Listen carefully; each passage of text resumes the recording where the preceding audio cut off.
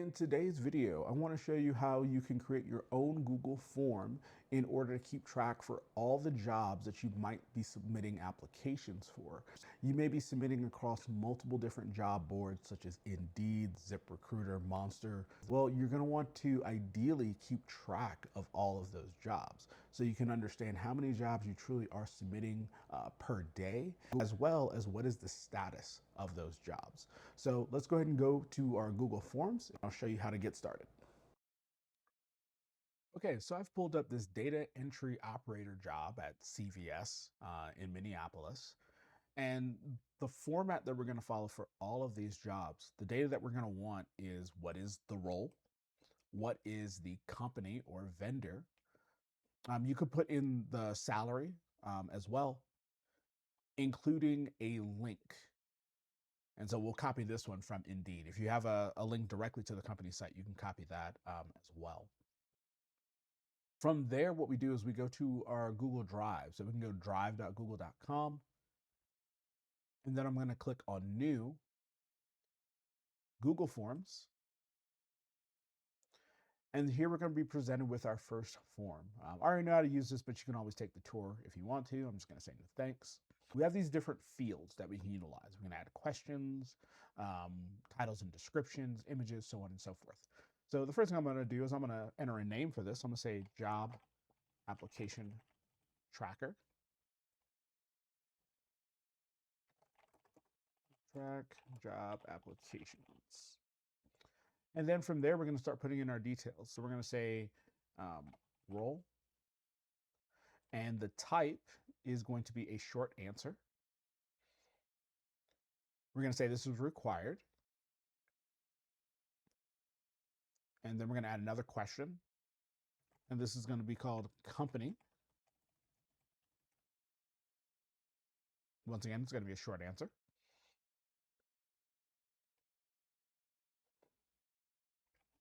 And we can say pay range if we want to keep track of that. Once again, short answer. We'll say status. This one's going to be a dropdown. So we're going to have options such as not applied. And I'll have then applied. I like to do applied waiting. I don't know if that's just me.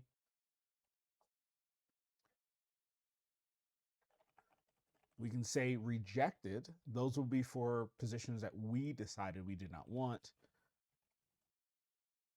We can say lost. So that's ones where they rejected us. Interview. And then accepted. And I'm going to make this required as well. Then we're going to add another field. This field is going to be called link or job link. And I'm going to make this a paragraph because sometimes those links can be very long. And I'm not going to make that one required because sometimes you might not have the job link directly. And then one last field, I'm going to say notes. And this is also going to be a paragraph. And there we can see we have our role, the company, the pay range, what's the status, what's the job link, and any important notes. So I'm going to go ahead and publish this. I'll click OK. And then you'll click on copy responder link. This is where now you can put that information in to your browser. And you're going to see this form as someone who would, if you were to send this to someone, that they can come and fill it in. So we're going to fill in the job details. So that role is data operator. The company is CVS Health.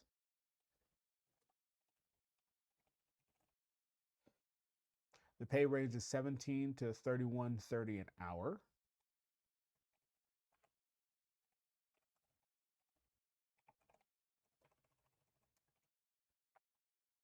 The status, let's just say I did apply to the job.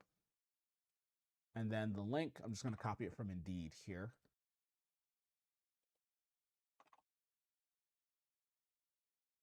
And then if you wanted to add any notes, I might say found on Indeed.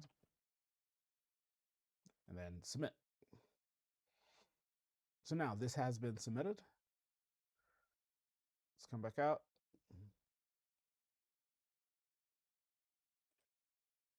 And here's my response right here. I have one role that I've submitted for. Here's the status. So let's go ahead and do another job. Let's do this time entry assistant.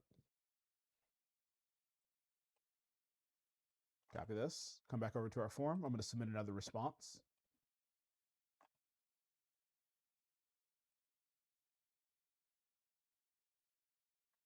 Preeny and Warner.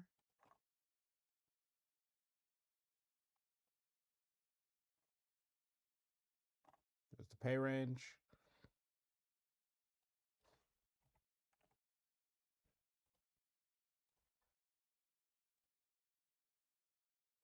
Grab that job link.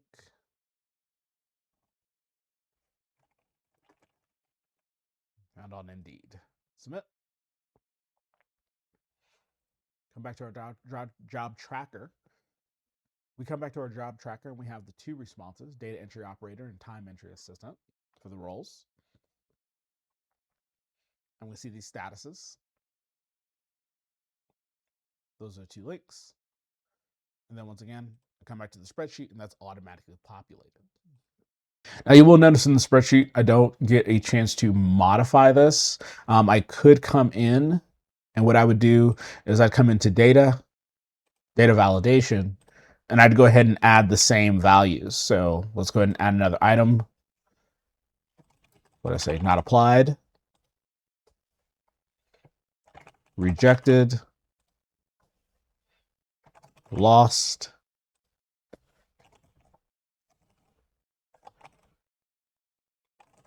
interviewing,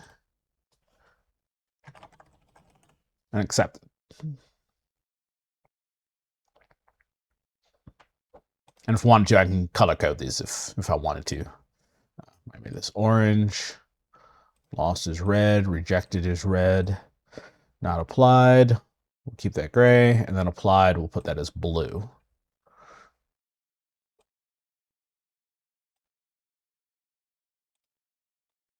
Right. And then I can come over here now from my spreadsheet and I can modify the status. So let's say I heard back from the time entry assistant job and I'm interviewing. I'd go ahead and put that there. I'd come back to my form.